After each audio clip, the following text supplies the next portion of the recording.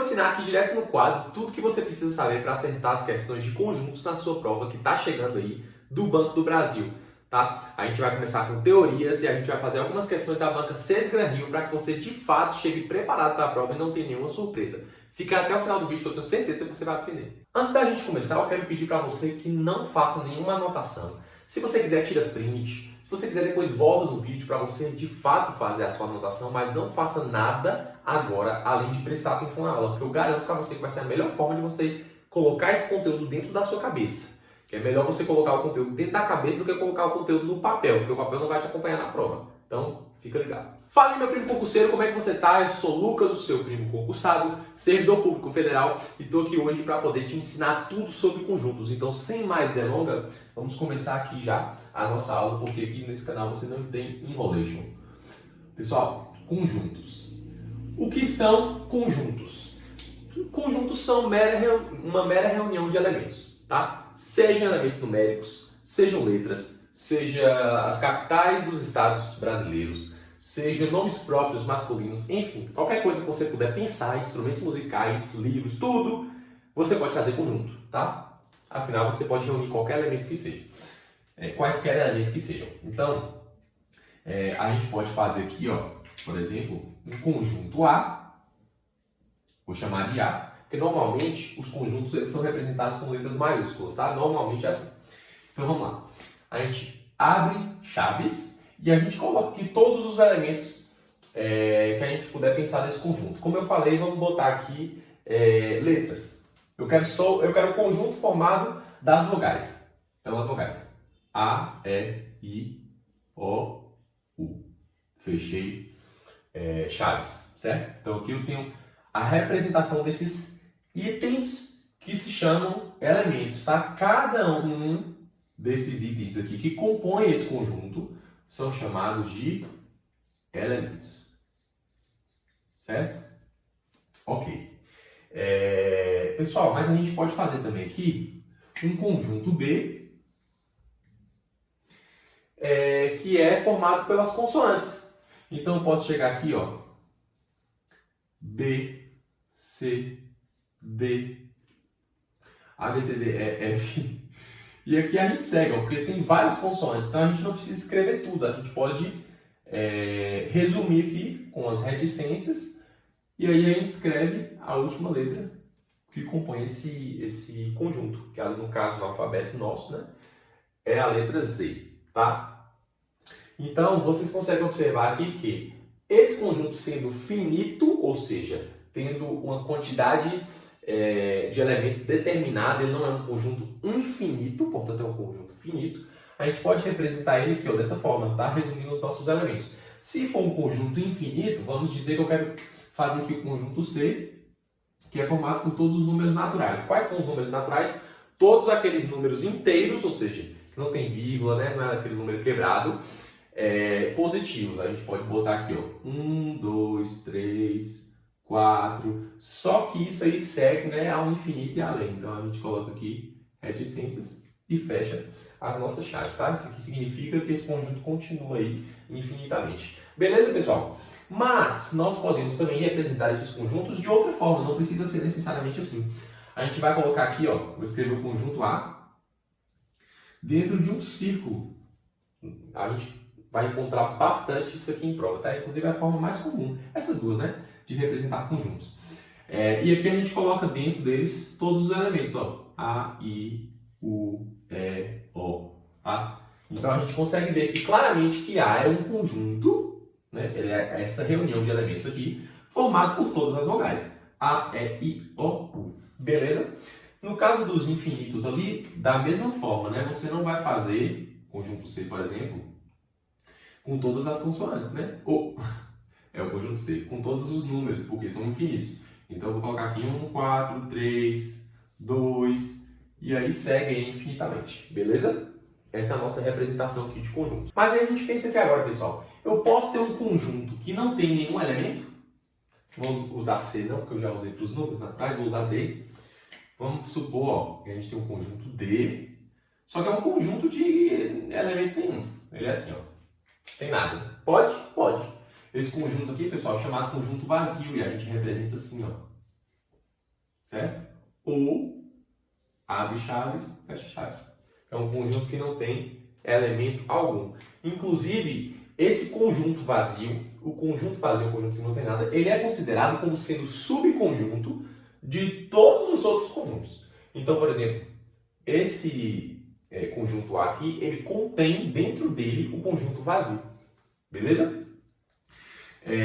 Algumas notações aqui que é importante que vocês saibam.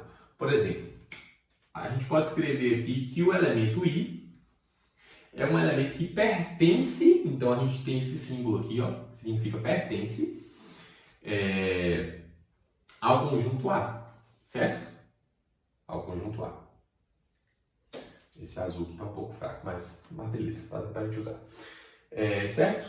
Da mesma forma, a gente pode usar aqui, ó, o 2 e dizer que o elemento 2 pertence ao conjunto C, certo? Porque este elemento está dentro do conjunto C, então ele pertence a esse conjunto, beleza?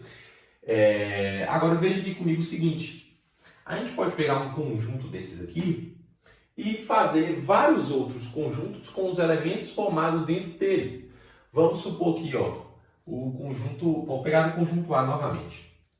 Vamos pegar aqui a partir dele e fazer vários outros conjuntos, vou chamar de A1, né, com os elementos que estão contidos em A. Então, I. Posso fazer o conjunto A2, que é o O, U. Posso fazer o conjunto A3, que é o conjunto A, sozinho.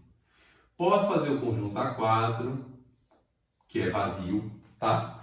Então, todos esses conjuntos que são formados com elementos de um conjunto maior são chamados de subconjuntos desse. Então, A1, A2, A3, A4 são subconjuntos do conjunto A, beleza?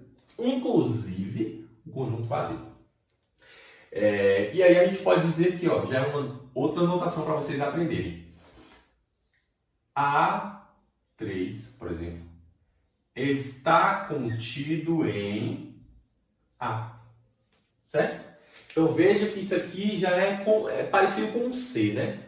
Ele já não é mais aquele símbolo do pertencimento. A3 está contido em A. Então se a gente estiver falando de um subconjunto, a gente usa contido. Se a gente estiver falando de um elemento, é pertencimento, tá? Se eu fizer isso aqui, ó, gente, vou pegar aqui o A3. A3 é isso aqui, ó.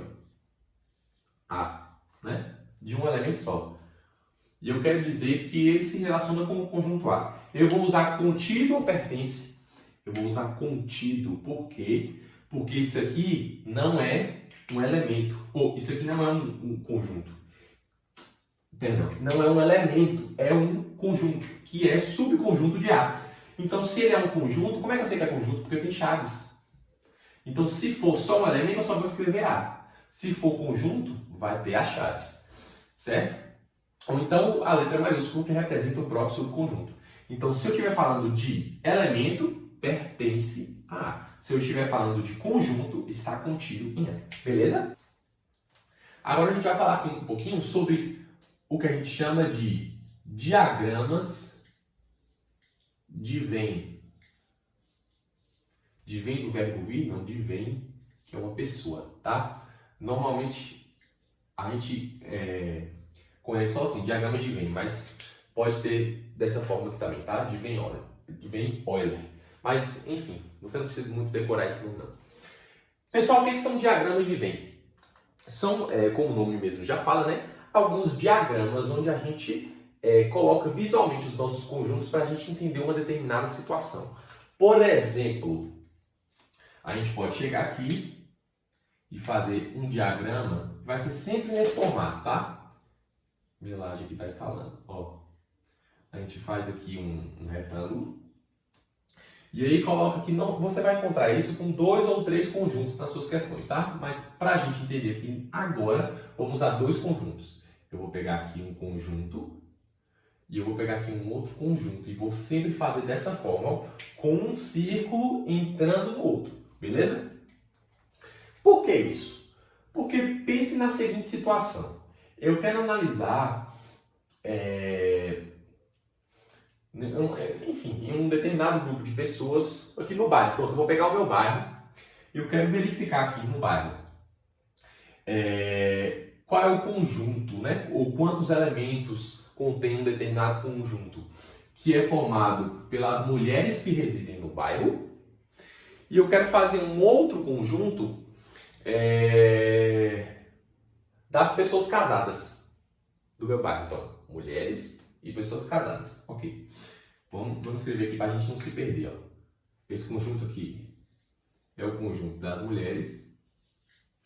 E esse conjunto aqui é o das pessoas casadas. Ó, a gente concorda que existem mulheres que não são casadas, existem mulheres que são casadas, existem pessoas casadas que são mulheres e existem pessoas casadas que não são mulheres, que são homens. Né? Então, existem também pessoas que não são casadas e não são mulheres, então que não vai dar em nenhum desses conjuntos. Tá? Mas por que é interessante a gente pensar em todas as situações? Porque veja que a gente tem um conjunto entrando no outro. Isso aqui significa que essa parte que eu vou pintar aqui agora de azul, ela vai ser formada pelas mulheres que são casadas. Veja que essa parte azul ela está dentro dos dois conjuntos, tanto do conjunto de mulheres quanto do conjunto de pessoas casadas. Um está entrelaçado ao outro, tá? Então essa parte aqui é a parte que é comum aos dois conjuntos. Já essas outras aqui, deixa eu pegar aqui um outro pincel. Essas outras aqui, ó, por exemplo, essa que eu estou fazendo de verde agora, essa parte aqui é formada apenas por mulheres, mas veja que se a mulher for casada, ela está dentro daqui, tá? Dessa partezinha azul. Se ela não for casada, ou seja, se ela for solteira, ou enfim, ou qualquer outro estado civil que não seja casada, ela vai estar aqui, tá? Então, veja que eu consigo fazer essa separação. E existem também pessoas casadas que são homens, que não são mulheres. E elas estarão representadas aqui nessa parte. Por que aqui? Porque se ela estiver na parte azul, por exemplo, que ainda está dentro das pessoas casadas, eu estou dizendo que são mulheres. Eu não estou tratando de mulheres agora. Beleza? E os homens que não são casados, aí eles vão estar aqui fora, nessa área aqui. Esse retângulo, pessoal, é como se fosse o conjunto universo. O que é o conjunto universo? É o conjunto que tem todos os elementos, todos os outros elementos que não estão representados dentro dos conjuntos que a gente desenhar. Beleza? Então, no caso, no nosso exemplo, né? Homens solteiros estarão representados aqui, ok? Esse aqui é um diagrama de Venn, porque a gente vai fazer questão disso, vocês vão entender melhor como é que funciona a coisa. A gente consegue separar quantidades dos elementos, né, que fazem parte de cada uma dessas seções aqui, ok? Então a gente tem o diagrama de Venn de dois conjuntos, que é assim, e a gente tem também o diagrama de Venn de três conjuntos, que é esse aqui que a gente vai fazer agora. Complica um pouquinho mais, mas não significa que é complicado. Eu estou comparando o diagrama de Venn de dois conjuntos com o diagrama de Venn de três conjuntos. Ambos são tranquilos, tá? Mas obviamente, né, por razões óbvias, o de três conjuntos é mais complicado do que o de dois. Mas ainda assim, tranquilo. Vamos lá. Faz aqui o nosso retângulo, que é o nosso conjunto universo. A gente pode chegar aqui, inclusive, e botar U. E se você encontrar isso, você já sabe o que é. E aí vamos chegar aqui, ó, e fazer isso, isso e esse outro aqui, ó. Pronto. Veja que existem partes que pertencem a cada conjunto individualmente. Eu vou riscar de verde aqui. Em todos os três conjuntos.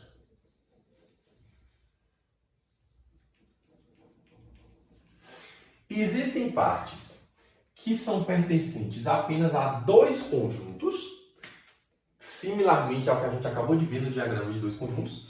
A gente vai ter essa área que é azul, ó. Essa outra aqui. E essa outra aqui. E a gente também tem um pedacinho ali que sobrou, que é pertencente aos três conjuntos, porque observe que os três se entrelaçam nessa parte preta, certo? Então, eu não nomeei aqui os conjuntos, vou colocar aqui A, B e C. Não, vou fazer melhor, vamos fazer um exemplo prático. Não é uma questão ainda, né? Mas só para a gente visualizar melhor como que é isso aqui. Vamos supor que eu estou analisando uma sala de aula. Eu quero ver os alunos que passaram na prova de português, os que passaram na prova de matemática, né? Se você estudou pelo prêmio concursado, você foi aprovado nessa prova de matemática. Então já deixe o seu like aí no vídeo e se inscreva no canal para poder acompanhar aqui. Beleza? Vamos lá, voltando. Português, matemática e, sei lá, falou outra matéria legal aí, inglês. Que você também está estudando aí para o seu concurso do Banco do Brasil, penando para aprender o seu inglês. Vamos lá. Eu quero saber aqui, ó, quais são ou quantos são os alunos que passaram em português, os alunos que passaram em matemática e os alunos que passaram na prova de inglês. Existem alunos, quer dizer, podem ou não existir, alunos que passaram apenas na prova de inglês. Podem existir alunos que passaram apenas na de matemática ou apenas na de português. Podem existir alunos que passaram em português e matemática e perderam em inglês, ou que passaram em matemática e inglês e perderam em português, ou que passaram nas 3 provas, entende? Então essa distribuição desses alunos a gente consegue fazer aqui em cada uma dessas sessões que a gente desenhou, tá? Pode ter alunos também, pode haver alunos também que não passaram em nenhuma das provas. E a gente vai colocar eles aqui fora, porque eles fazem parte agora do resto, né? Dentro do conjunto universo, mas fora desses 3 conjuntos que a gente desenhou aqui. Então, percebam que a gente consegue representar diversas situações, né, do dia a dia dentro desses diagramas. E é principalmente isso que você vai encontrar na sua prova. Eu aposto que se tiver questão de conjunto, e muito provavelmente vai ter, na prova de vocês do Banco do Brasil, você vai encontrar isso aqui, ó, diagrama de Venn. E com 3 conjuntos, que é o mais comum, porque é mais difícil, né? 2 conjuntos é bem mais tranquilo. Então, para dar uma apertadinha, né? Eles colocam 3 conjuntos, mas não precisa se preocupar também, porque é tranquilo, tá? Como eu falei, e você está aprendendo aqui comigo. Então, a gente vai fazer algumas questões, a gente vai conseguir condensar esse conhecimento nosso, tá? Mas fique tranquilo, por enquanto só compreenda os princípios que eu estou passando para você. Beleza. Vamos pensar aqui, de novo, aqui, só em 2 conjuntos para a gente poder pegar alguns novos conceitos. Pessoal, aqui eu tenho o conjunto A e eu tenho o conjunto B. Essa parte, como a gente acabou de ver, né, nos diagramas de Venn, que se entrelaça, essa parte onde os conjuntos se entrelaçam, que eu estou riscando de vermelho agora, é o que a gente chama de interseção. Ou seja, interseção entre conjuntos é a reunião dos elementos que fazem parte de ambos os conjuntos, ok?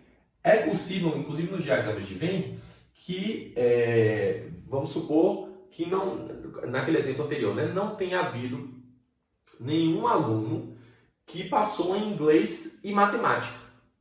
Nenhum aluno passou nessas 2. Então, a interseção delas, que é a área que pertence a elas duas, vai estar 0. 0 pessoas. 0 pessoas passaram em inglês e matemática. Por que 0? Porque nesse conjunto que eles se entrelaçam, né, isso representa o quê? Pessoas que passaram em uma e a outra. E na prática não houve nenhuma pessoa nessa condição, tá? Ok. A gente chama isso aqui então de interseção, como eu falei para vocês, ok? Beleza. Agora, se eu quiser pegar aqui, ó, todos os elementos desses 2 conjuntos unidos, como o nome que eu acabei de, como a palavra que eu acabei de usar, já mostra para vocês, a gente chama essa propriedade aqui de união, tá? Então, ó, essa parte vermelha a gente representa da seguinte forma: A interseção com B. É como se fosse um U de cabeça para baixo, tá? E aí vai ser, enfim, um determinado conjunto aí, que a gente não colocou aqui. Mas a gente já vai exemplificar. E se eu quiser pegar tudo isso aqui, na verdade, essa parte azul também, essa aqui também está contida, ó, nessa azul, porque eu disse que a azul é a união de todos, né? Então a interseção também faz parte, porque é A unido com B, é todos os elementos. Então, A unido a B, a gente usa esse símbolo aqui de cabeça para baixo, que é parecido com U, né? A é fácil de lembrar porque é unido. Então, A unido a B igual a também uma outra quantidade de elementos aí. Beleza, pessoal? vamos exemplificar. Se a gente tiver aqui o conjunto A sendo 1, 2, 3, 4, 5. E eu tiver aqui o conjunto B sendo os pares até 10. 8 e 10. E eu quiser saber aqui qual que é a interseção de A com B, qual é o conjunto interseção entre A e B, olha, eu vou me preocupar em analisar os elementos que são comuns. 1 tem em B? Não tem. 2 tem? Tem. Então, esses dois aqui. 3 tem em B? Não. 4 tem. E o 5, não. Então, qual é o meu conjunto de interseção aqui? Quais são os elementos que estão em ambos os conjuntos? 2 e 4. Beleza? Então, é assim que eu vou representar. E o meu conjunto união, aqui ó, tem uma propriedade importante para vocês pegarem. O conjunto união, como eu disse, é todos os elementos que fazem parte de ambos os conjuntos. Mas a gente vê que 2 e 4 se repetem. Então, a gente vai colocar aqui 1, 2, 2, 3, 4, 4, porque o 4 e o 2 são 2 vezes? Não. A gente não faz isso. Quando o elemento se repete, quando ele está em ambos os conjuntos, a gente coloca ele meramente uma vez. Tá? Então, o conjunto união é 1, 2, 3, 4, 5, 6, 8 e 10. Todos os elementos que fazem parte de ambos os conjuntos, sem repetição. Beleza? Se a gente for representar isso aqui graficamente, vou apagar isso aqui, a gente vai escrever aqui esses elementos que a gente colocou ali dentro das chaves, aqui nesses círculos que representam os conjuntos. Beleza. Eu tenho aqui que faz parte de A, eu tenho aqui que faz parte de A e B juntos 2 e 4, né? Então, eu vou colocar aqui na interseção entre eles. E eu sei que A tem ainda 1, 3 e 5. Então, eu vou escrever aqui, ó, 1, 3 e 5.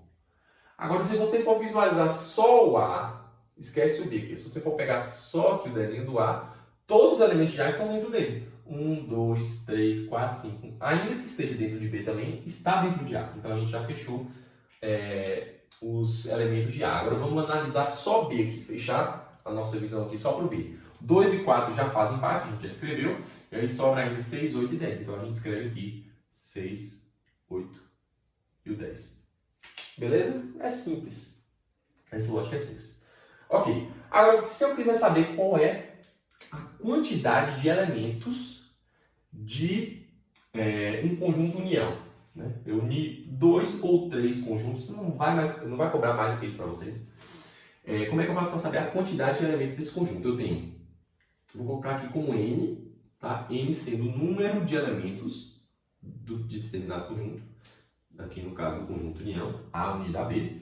Isso aqui é a mesma coisa de número de elementos do conjunto A mais o número de elementos do conjunto B menos o número de elementos do conjunto interseção. E veja que você fala assim, velho, olha que fórmula complicada para decorar. Veja a lógica da fórmula que vai te ajudar a lembrar. A unido a B. Se eu pegar aqui o número de elementos de A, 1, 2, 3, 4, 5. Aí eu vou escrever aqui, ó, 5. Vou pegar o número de elementos de B, 5 também. 1, 2, 3, 4, 5. Eu vou botar aqui 5. Se eu fizer só assim, se não tivesse aqui, ó, somar só NA e NB, dá 10. Mas quantos elementos que eu tenho? 1, 2, 3, 4, 5, 6, 7, 8. 8 elementos. Então tem alguma coisa errada. Por quê? Porque, pessoal, se eu fizer só isso aqui, eu estou contando a interseção 2 vezes. Porque eu estou contando 2 e 4 quando eu analiso o conjunto A. E eu estou contando 2 e 4 de novo quando eu estou analisando o conjunto B. Então eu não posso só fazer isso aqui. Porque a interseção está sendo contada 2 vezes. É por isso que eu tiro ela. Entende? Porque ela está sendo contada 2 vezes. Se eu tiro ela, aí ela fica contada só uma vez. Beleza? Se a gente fizer aqui NA mais NB menos a interseção, que no caso aqui é 2, a gente vai ter efetivamente 8 elementos. Beleza? Similarmente, a gente tem essa fórmula aqui para diagrama de 3 conjuntos. Então, se eu estiver falando de uma união de 3 conjuntos, deixa eu botar aqui em preto, N, A unido a B unido a C, ou seja, todos os elementos de A mais todos os elementos de B mais todos os elementos de C, como é que eu calculo a quantidade de elementos desse conjunto resultante dessa união? NA mais N de B mais N de C. Aí o que você faz? Você soma todos os elementos de cada conjunto individualmente, subtrai o número de elementos dos conjuntos interseção, todos os possíveis, então A com B, menos A com C, menos B com C, e aí você soma a união dos três. A interseção dos três. A, interseção B, interseção C. Beleza? Então, soma o dos conjuntos individualmente, subtrai as interseções de 2 a 2 e soma a interseção a 3. E aí você consegue encontrar aqui. A gente vai fazer exemplo prático disso, questão disso, para você fixar bem e entender o passo a passo. Existe também, pessoal, a propriedade da diferença de conjuntos. Novamente, eu tenho aqui o conjunto A e o conjunto B. A e B. Vou usar aquele mesmo exemplo, na verdade, não é nem que eu estou apagado. Vou botar aqui o 2 e o 4, 6, 8 e 10. E 1, 3 e 5. Pronto. Aí eu posso aplicar aqui uma diferença de conjuntos. Eu quero saber A menos B. O que é A menos B aqui? Como é que eu faço isso? Olha, A menos B. Que conjunto que vai dar esse aqui? Quando a gente subtrai conjuntos, a gente pega... Vamos mudar de cor, que esse aqui está fraco demais. Quando a gente subtrai conjuntos, a gente faz o seguinte. Todos os elementos, nesse caso aqui, como eu estou fazendo A menos B, eu pego todos os elementos de A e tiro todos aqueles que também fazem parte de B. Então, por exemplo, eu pegaria 1, 2, 3, 4, 5. Mas 2 e 4 também fazem parte de B e eu estou tirando B, subtraindo B. Então eu escrevo apenas os elementos que fazem parte somente de A. 1, 3 e 5. Opa, que é chaves. Certo? Essa aqui é a subtração. Que é diferente se eu fizer B menos A. Porque, veja, B menos A, qual vai ser a lógica? Todos os elementos de B, exceto aqueles que também fazem parte de A. Então, esse meu conjunto seria, né? 6, 8, 10, 2 e 4, mas o 2 e 4 eu tirei porque também fazem parte de A. Então, vai ficar 6, 8 e 10. Veja como é simples. E é lógico, visualmente falando, eu tenho aqui todo o B, e aí eu tiro A. Olha, isso aqui também faz parte de A. Vou acabar pegando só isso aqui, É isso aqui que me interessa. Esse aqui que é o conjunto B menos A. Beleza? Tá dando para entender? Veja como são conceitos simples, que a gente só precisa interpretar a questão e saber organizar o nosso problema. É justamente nisso que os alunos mais se pegam, porque eles veem a questão e eles não sabem interpretar, eles não sabem jogar para a fórmula matemática, para a linguagem matemática, e eles acabam errando por causa disso. Uma outra coisinha aqui que a gente tem, que a gente está quase acabando a teoria para ir para a questão.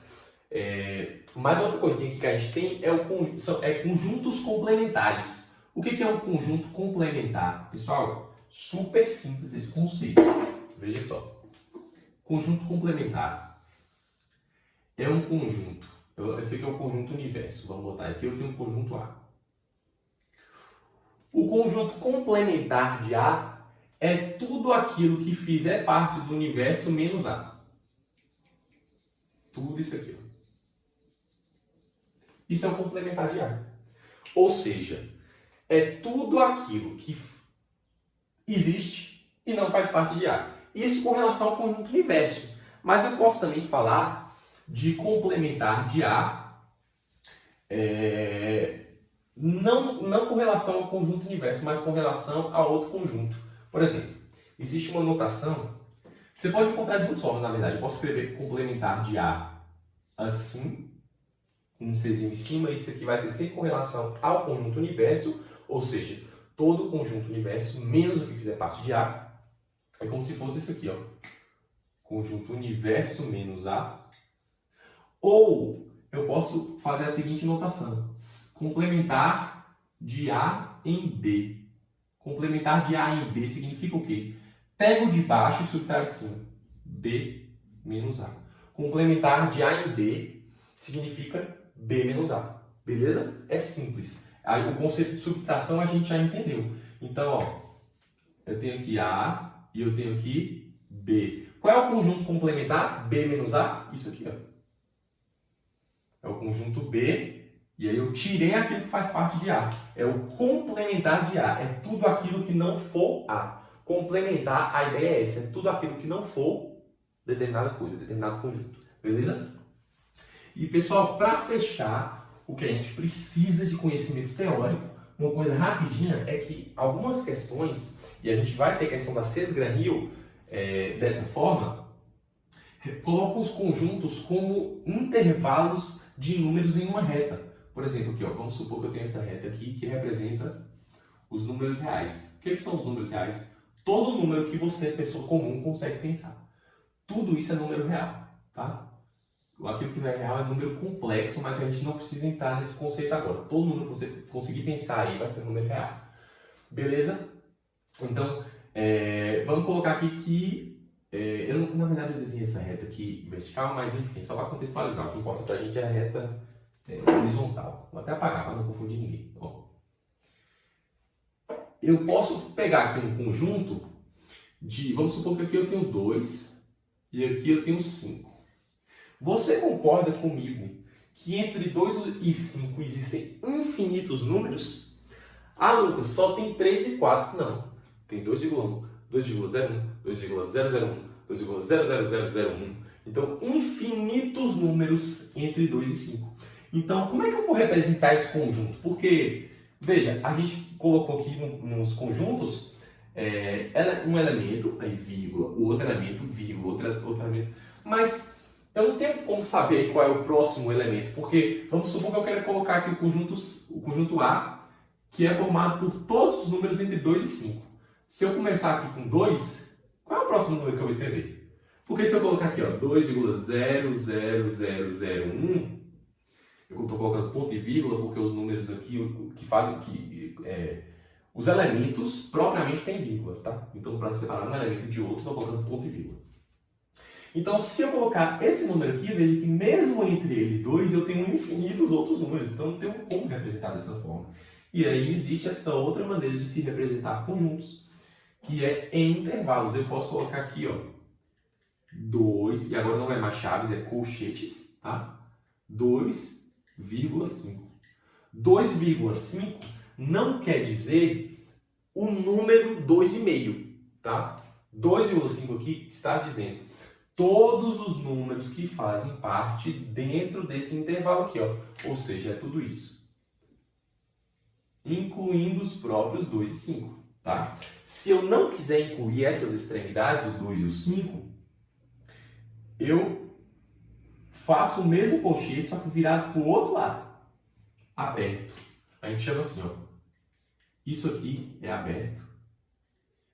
Tá vendo? Isso aqui, que intervalo é esse aqui agora? 2 até o 5, menos os próprios 2 e 5. Certo? Então, sempre que eu tivesse um colchete virado para fora, a gente fala que é um intervalo aberto. Se for assim, como a gente tinha feito antes, é um intervalo fechado. E a gente não precisa fazer necessariamente nos dois a mesma coisa. A gente pode colocar aberto em um, fechado no outro. Como é que eu faço isso aqui? É um intervalo aberto em 2 e fechado até 5. Ou o contrário, né? Fechado em 2, aberto em 5. Beleza? E por que isso aqui é importante para a gente? Porque a gente pode ter esse conjunto aqui, que eu falei, esse aqui é o conjunto A, e vamos colocar aqui um conjunto B, que é um outro intervalo, só para a gente fazer uma análisezinha. Vamos colocar aqui 3 a 7, vamos supor. Então, 3 a 7 eu tenho... É tudo fechado, tá? Só para a gente simplificar. Tudo fechado. Fechado em 2, fechado em 5, fechado em 3, fechado em 7. E aqui agora eu quero saber, pessoal, quero fazer aqui uma reta para ver qual é o conjunto que é formado pela união de A e B. E agora? Bom, você já sabe, você aprendeu aqui comigo hoje, que um conjunto união é um conjunto formado por todos os elementos daqueles conjuntos que estão representados, que estão sendo unidos. Então, é fazer o quê? Somar um e outro. Então, eu vou pegar aqui, ó. Trazer aqui o meu 2. Vou trazer aqui o meu 7. E vou simplesmente riscar tudo aqui, ó. Porque tudo que está dentro desse intervalo faz parte do meu conjunto união. Veja que de 3 até 5, eu tenho 2 vezes. Correto? Tá aqui, mas no meu conjunto união eu repito o que foi interseção? Não, eu não repito. Vou contar apenas uma vez. Então aqui eu tenho o meu conjunto união. Agora, se eu quiser ver a interseção com B, eu vou ter aqui a minha reta e utilizar só o intervalo que está contido nos dois conjuntos. Então, esse aqui está em B? Não está também. Esse aqui está em B, está em A? Também não está. Então, qual é o único que faz parte dos dois? 3 até 5. Então, eu tenho aqui o 3 e o 5. E esse aqui é o meu conjunto de interseção. E se eu quiser fazer A menos B, eu vou ter a minha reta. Veja. A menos B, eu tenho o conjunto A e tiro aquilo que também faz parte de B. Então, esse intervalo de 3 a 5 eu vou tirar. Então, qual vai ser o meu A menos B? Vai ser tudo aquilo que fizer parte de A, tirando aquilo que faz parte de B. Então, eu tenho aqui o 2 e eu tenho aqui o meu 3. Do 3 para frente, já faz parte de B. Então, eu vou tirar. Mas observe o seguinte, esse intervalo aqui, ele vai ser aberto e a gente pode representar assim, com uma bolinha aberta, tá? Uma bolinha sem riscar por dentro. Por quê? Porque o 3, propriamente o 3 fechado, certinho, ele está fazendo parte de B. E também de A. E eu tirei B. Então, o próprio número 3, ele não faz parte agora, porque eu tirei. Então, aqui eu vou ter um intervalo que é esse aqui, ó. Fechado em 2 e aberto em 3, porque o 3 não faz parte dele.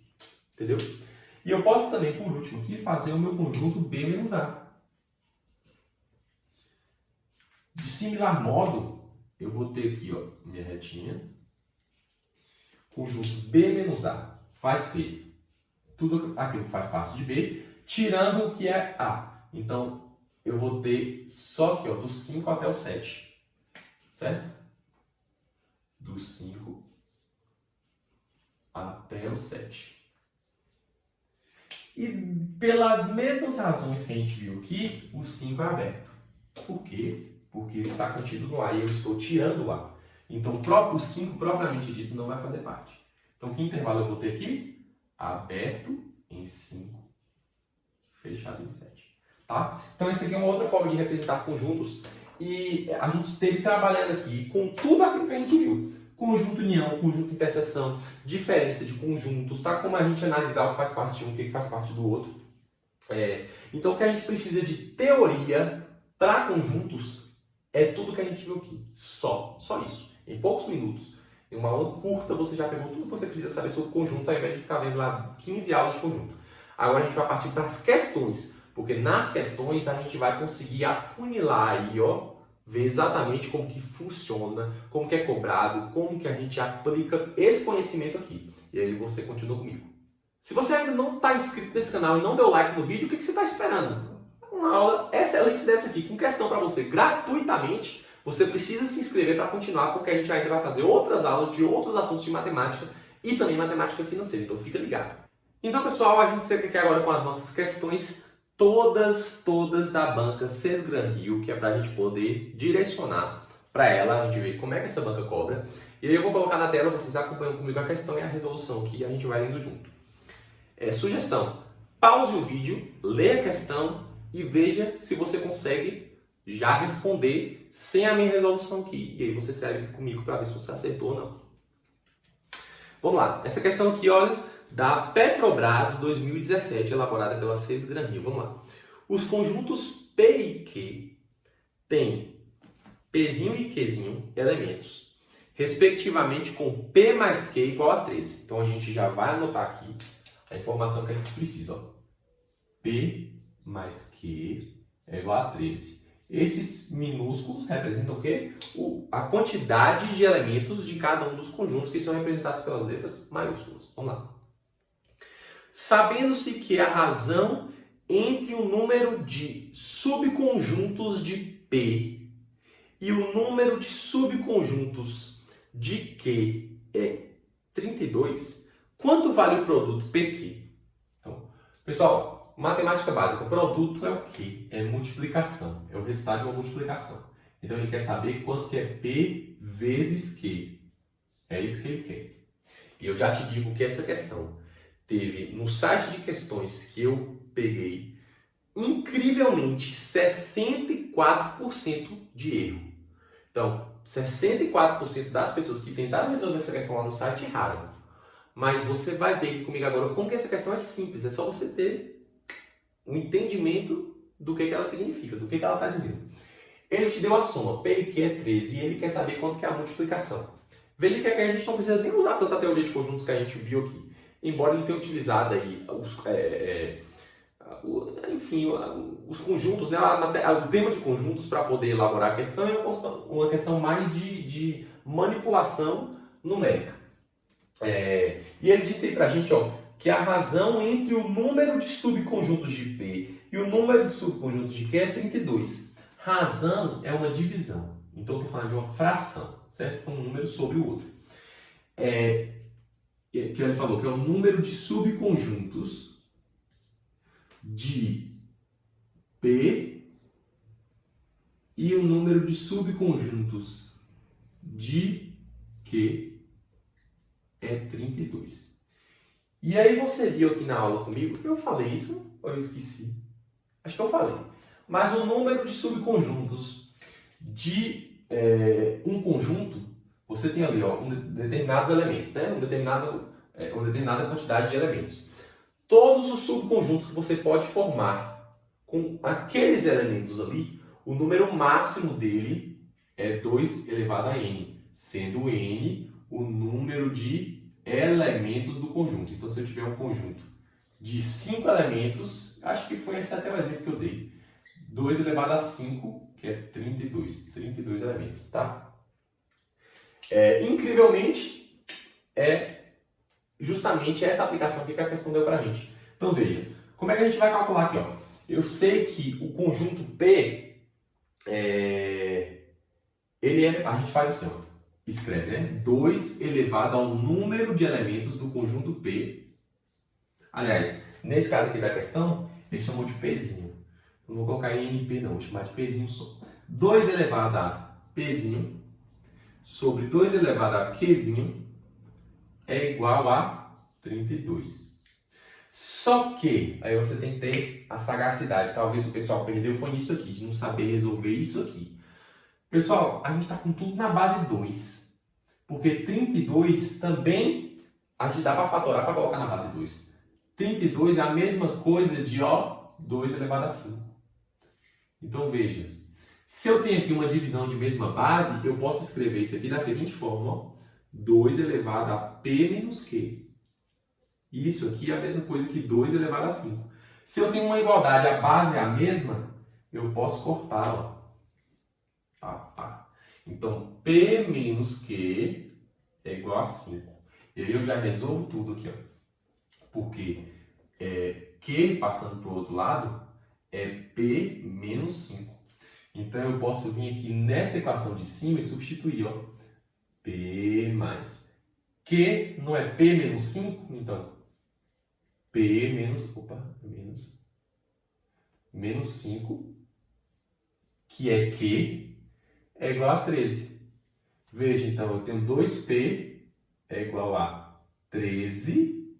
Passando esse 5 para o outro lado, ele muda o sinal, ficou positivo, é igual a 18. Então, se 2P é 18, P é igual a 18 sobre 2, que é 9.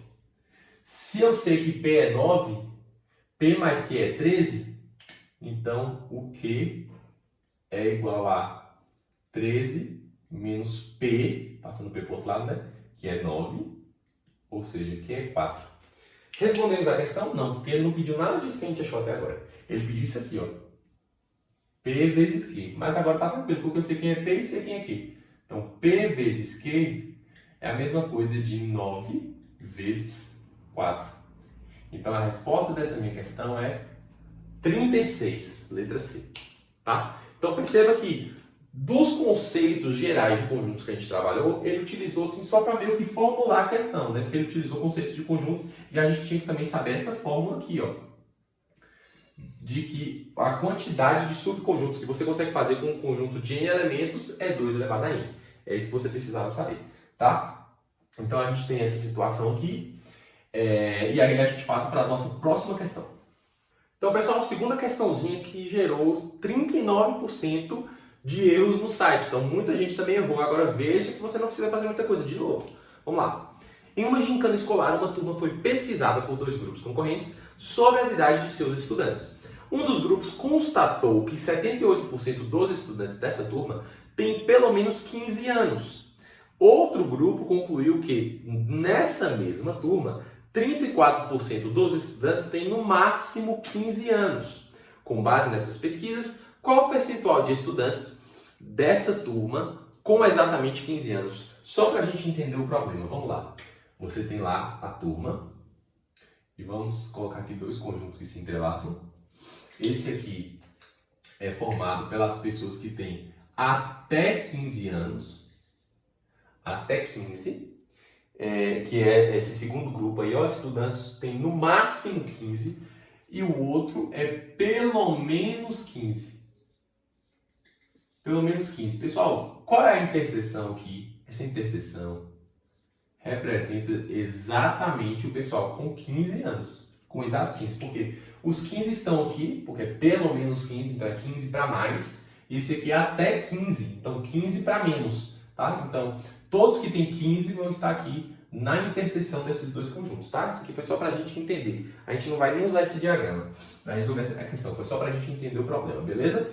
E aqui, pessoal, essa questão quer que a gente utilize aquele sisteminha lá de intervalos. Ó, eu tenho aqui a reta e eu tenho aqui a minha marca de 15 anos. 15 anos. Ó. Vamos supor que aqui nessa reta eu tenho todas as minhas idades, eu tenho toda aquela turma, tá?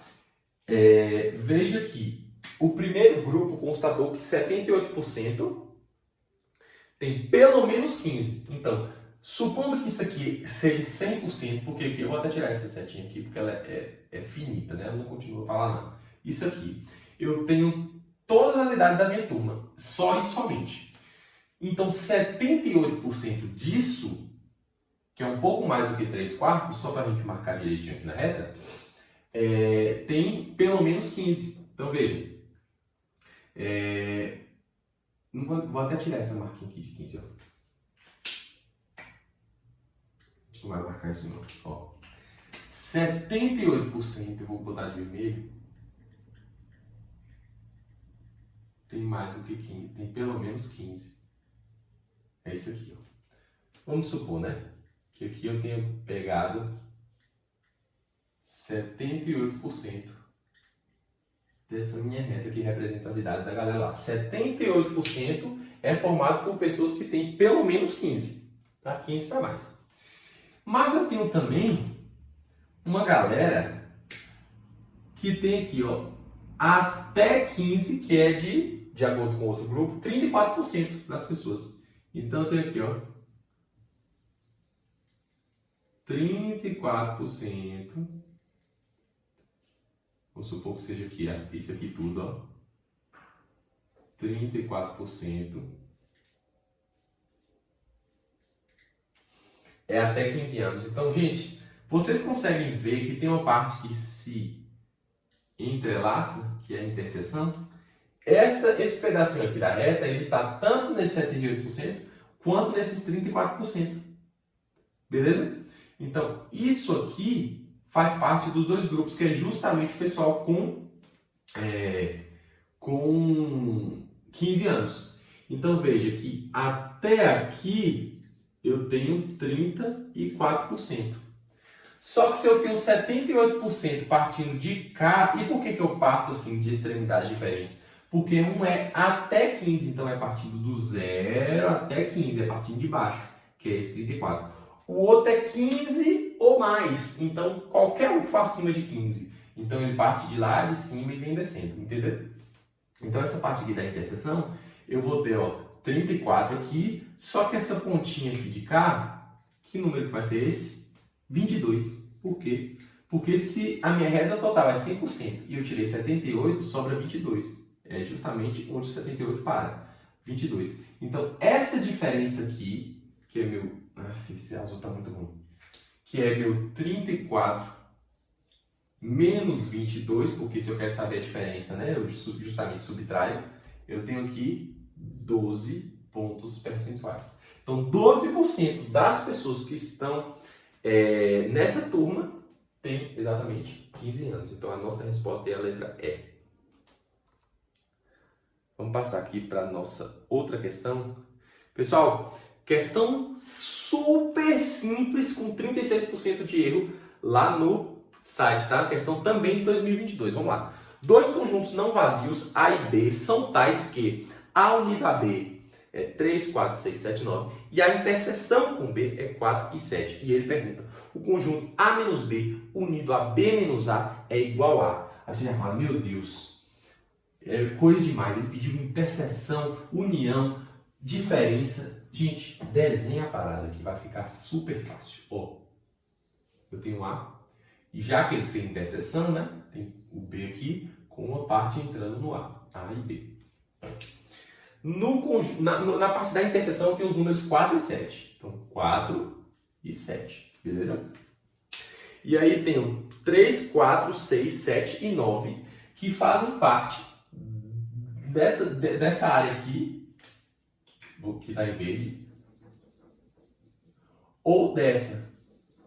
Eu não sei se de A ou de B, mas eles estão aqui, os demais números estão aqui, porque ele não me deu qual é o conjunto A ou o conjunto B. Então, por exemplo, o número 3, eu não sei se o número 3 é do B ou do A. Do B ou do A. Não, simplesmente não sei onde ele está. Mas, para a questão, não me importa, porque o que ele me pergunta? Qual é o conjunto A menos B, que é justamente essa parte aqui, ó. A menos B unido a B menos A. Então, eu não quero saber onde eles estão. Todos que estão somente em A e todos que estão somente em B vão entrar, independentemente de se A ou B. Então, todos os outros números que não são 4 e 7 é o que forma a resposta aí da minha questão.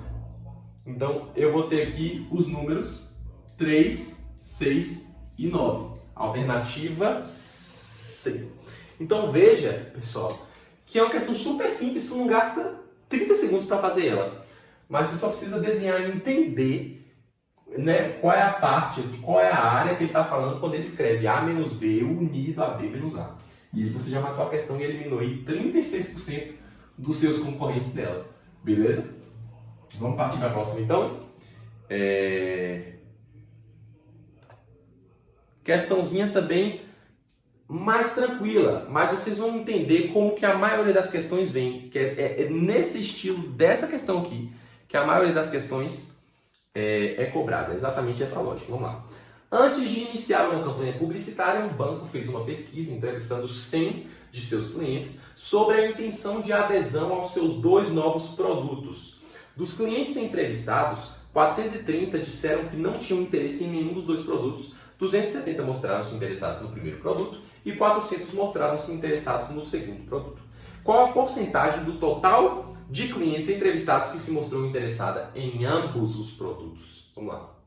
Pessoal, a gente está falando de 2 produtos, ou seja, são 2 conjuntos. Pessoas interessadas no produto A, pessoas interessadas no produto B, tá? Então a gente vai fazer aqui, ó, um diagrama de Venn de 2 conjuntos.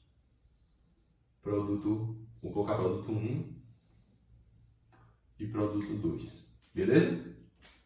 E aí a gente vai começar a entender como é que isso aí está distribuído. Ele disse que o total de clientes que foram entrevistados foi 1.000. Então isso aqui a gente já sabe, 1.000 clientes foram entrevistados. Aí ele começa. Dos clientes entrevistados, 430 disseram que não tinham interesse em nenhum dos 2 produtos. Então 430, onde é que eu vou colocar? Aqui, ó. Eles não estão interessados nem no produto 1 nem no produto 2, então eles estão no resto. Beleza? No conjunto união. E aí continua. 270 mostraram-se interessados no primeiro produto. O que eu vou fazer agora é errado, mas eu vou corrigir já já. Prestem atenção. Aí você vem aqui, ó, primeiro produto, 270 estão interessados. Vamos lá. 400 mostraram-se interessados no segundo produto. Então, 400 estão interessados nesse aqui. E é só isso que ele dá. Agora veja, ele me disse que 270 estão interessados no produto 1. Mas ele não me disse quantos desses 270 também estão interessados no produto 2. Ele disse, ó, 270 estão interessados no 1. Mas ele não me disse que é só no 1. Pode ser aqui, tem pessoas que estão interessadas só no 1. Tem pessoas que estão interessadas nos produtos 1 e 2. Então, ele não me deu o que é aqui na interseção. O que eu vou chamar? Chama de X. Põe uma incógnita aí. Então, você concorda comigo? Se 270 é tudo e aqui eu tenho X, você concorda comigo que essa outra parte aqui vai ser 270 menos X? Porque se eu for contabilizar tudo que está aqui no conjunto, eu coloquei número aqui, mas vou colocar a letra mesmo, porque a gente consegue identificar melhor. A e B. Então, tudo que eu tenho no meu conjunto A, você concorda que vai ser 270 menos X, que é essa parte aqui, mais o X, e corta X com X ficou 270. Mesma coisa do lado de cá, 400 menos X, porque se eu somar com esse X aqui, o total que vai estar em B é 400. Então, é isso aqui, pessoal, que vai ser a maioria das questões de vocês. Vocês vão ter que fazer essa distribuição em cada parte e achar o que está faltando, que é o X. Tá? Aí ele pergunta, qual a porcentagem de total de clientes entrevistados que se mostrou interessada em ambos os produtos? Observe que ele perguntou a porcentagem. Vamos lá. O que a gente faz aqui?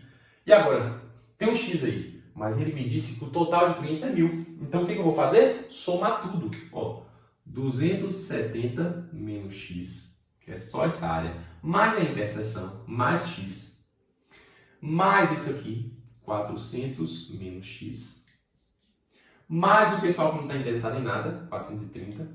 Isso aqui tudo vai dar 1.000. Tenho 1.000 pessoas. Beleza?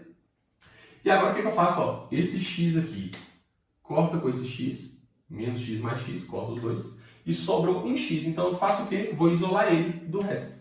X é igual a 270 mais 400 mais 430. O 1.000 eu puxo para cá, mudou o sinal, menos 1.000. Isso aqui vai ser quanto? Se você tiver dúvida, faz a conta aqui do lado, para você não errar na hora. Tá? Não tiver certeza do que você está fazendo mentalmente, faz a continha aqui à parte. Mas o X aqui vai dar 100. Então ele perguntou em termos percentuais.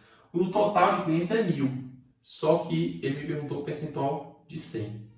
Então 100 dividido por 1.000. Vai dar quanto isso aqui, pessoal? 0,1, que é a mesma coisa que 10%.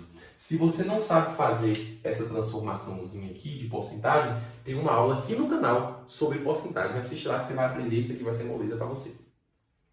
Beleza, 10%, então a resposta letra A. Olha que questãozinha tranquila, de boa, de boa. E aqui a gente, para fechar, vai fazer uma última questão, que também é tranquila, mas envolve aqui diagrama de Venn de 3 conjuntos, que é a minha aposta para a sua prova. Eu acho que a questão de conjuntos que vai vir na prova de vocês vai ser diagrama de Venn com 3 conjuntos. E se você ficou aqui até o final desse vídeo para pegar essa questão, bem-aventurado tu serás na tua prova. Vamos lá. Erros no site, 45% erraram essa questão. Não é uma questão difícil. De novo, vamos lá. Um banco está selecionando um novo escriturário e recebeu um total de 50 currículos. Banco privado, né? Para o exercício desse cargo, 3 habilidades foram especificadas: comunicação, relacionamento interpessoal e conhecimento técnico. As seguintes características foram detectadas entre os candidatos a essa vaga. E ele coloca: 15 apresentavam habilidade de comunicação, 18 apresentavam habilidade de relacionamento interpessoal, 25 de conhecimento técnico, 6 de relacionamento interpessoal e comunicação. Então ele vai passando aí vários dados. Com base nessas informações, qual o número total de candidatos que apresentam apenas uma das 3 habilidades apontadas? Vamos desenhar o bom e velho diagrama de Venn de 3 conjuntos. Temos o conjunto união e nós temos aqui 3 conjuntos que se entrelaçam. Beleza? O que é que isso aqui significa? Ó, aqui eu tenho um pessoal que tem habilidade com comunicação, aqui com relacionamento interpessoal e o terceiro é conhecimento técnico. Pronto. Eu tenho pessoas que têm só habilidade de comunicação, tenho pessoas que têm só habilidade de relacionamento interpessoal, só habilidade de conhecimento técnico, algumas têm conhecimento técnico e relacionamento interpessoal, mas não têm comunicação. Então, aqui cabe perfeitamente o diagrama de Venn, beleza? Dica: nesse tipo de questão, comece com a maior quantidade de interseções que você tiver. Então, se eu te der o dado de quantos possuem todas as habilidades, comece por esse dado, beleza? E aí, você vai abrindo o leque. Terminou, você já preencheu isso do meio, vai nas interseções que estão faltando, tá? As interseções aqui só entre os 2 conjuntos, beleza? Depois você vai para a quantidade de cada um individualmente, mas comece na maior quantidade de interseções. E a primeira que a gente tem é na penúltima linha aí, ele coloca: 2 candidatos apresentavam todas as habilidades. Então a gente vem aqui e manda um 2 aqui no meio. Ó. 2 candidatos têm todas as habilidades, tem as 3. E a gente já pega essa última também, ó. 8 candidatos não apresentavam nenhuma das habilidades, então eles não tinham nenhuma, a gente coloca um 8 aqui fora. E aí vamos lá. Agora a gente já colocou essa interseção aqui com as 3, vamos para a interseção de 2. Ele me diz logo na antepenúltima linha: 8 apresentavam habilidade de relacionamento interpessoal e conhecimento técnico. 8 tem essas 2 habilidades. Mas veja que a interseção entre esses 2, olha, que é isso aqui, já abrange esses 2 que a gente colocou no meio. Então esses 8 aqui que estão faltando, eu tenho que descontar esse 2 para não contar 2 vezes. Então aqui são 6. Porque veja que 8 aqui, dessa forma que eu coloquei, 8 tem conhecimento técnico e relacionamento interpessoal, porque 2 com 6 dá 8, mas apenas 2 tem as 3 habilidades, beleza? E aí na linha de cima, 6 apresentavam habilidade de relacionamento interpessoal e de comunicação. Então, quanto foi que ele falou? 6. Então, comunicação e relacionamento interpessoal tem 6. Da mesma forma daqui, eu já tenho 2. Eu coloco 4, porque 4 com 2 vai dar o meu total de 6, beleza? E aí eu sigo agora para as linhas de cima, olha. Perceba aqui, por onde que eu vou começar, pessoal? Eu tenho o conhecimento técnico, comunicação e relacionamento interpessoal. Você vai por aquele que já está com todas as partes preenchidas, menos a que está sozinha. Menos a parte sozinha, relacionamento interpessoal puro. Entendeu? Se você começar por aqui, você tem essa parte aqui e essa aqui que você também não tem. Você não tem esse dado. Então você não sabe. Comece por aqui. Então vamos lá. Relacionamento interpessoal, 18. Aí você vem, 18. Tira esses 8 aqui, vai dar 10. Tira esses 4, 6. Então 6 possuem apenas relacionamento interpessoal. E aí ele te dá o total de comunicação e o total de conhecimento técnico, só que ele não te dá esse dado aqui, ó. Esse aqui. E onde você não tem um dado, você coloca um X. Beleza? Então vamos lá. Ele te diz que 15 apresentavam a habilidade de comunicação. 15 tem a habilidade de comunicação. Então 15 tira 4, 11 tira 2, 9. E eu vou tirar esse X aqui também. Então aqui vai ficar 9 menos X. E ele me disse que de conhecimento técnico tenho 25. 25 menos esses 8 aqui, 17. Menos esse X também, para não contar 2 vezes, 17 menos X. Se você fizer a contagem aqui, ó, individualmente de todos esses elementos em cada um dos conjuntos, você vai ver que vai dar as quantidades exatas que ele pediu. Pegando, por exemplo, conhecimento técnico, diz que tem 25, né? 17 menos X mais X, corta os 2X para 17. 17 com 2, 19 com 6, 25. Tu tá batendo, beleza? É até bom você fazer, se você tiver tempo na prova, fazer esses testes para ver se você elaborou tudo certinho. Ver se tudo bate. E aí ele veio e disse, ó, o que ele perguntou? Qual é o total de candidatos que apresentam apenas uma das habilidades? E aí, beleza, a gente vai ter que achar o X. Ele me disse que o total de pessoas que enviaram o currículo foi 50. Então eu vou somar tudo e vou igualar 50. 9 menos X, já foi, mais o X, mais 17 menos X, mais 4 mais 6, dá 10, vou colocar logo 10, mais 2 mais 6 dá 8, mais esses 8 aqui de fora, isso aqui tudo é igual a 50. Então vamos lá, esse X corta com esse X, 9 mais 17 eu tenho 26, menos X, mais 8 com 8 dá 16, com esse 10, 26. Isso tudo é igual a 50. Então aqui eu tenho 52 menos X é igual a 50. X é igual a 2, porque 52 menos 2 é 50. Beleza, pessoal? Então X é 2. Isso aqui significa que 9 menos X é 7, porque o X é 2. Aqui é 2. E 17 menos X aqui é 15. Aí ele me perguntou, quantos candidatos têm apenas uma habilidade? 6, 7 e 15. 6 mais 7 mais 15. 6 e 7, 13, com 15, 28 pessoas. Gabarito, letra A. Entenderam, pessoal? Então, sem complicação, é isso que você vai encontrar de conjuntos lá na sua prova. Eu espero que você tenha gostado dessa aula, espero que você tenha gostado da didática, da resolução das questões. Se tiver alguma dúvida, eu puder contribuir com vocês também na seção dos comentários aí. Me diga se você gostou da aula, se você aprendeu e se você está confiante para acertar essas questões desse assunto na sua prova. Continua aqui no canal, que a gente vai ter muitas outras aulas até a data da sua prova. Bons estudos, um grande abraço e até mais.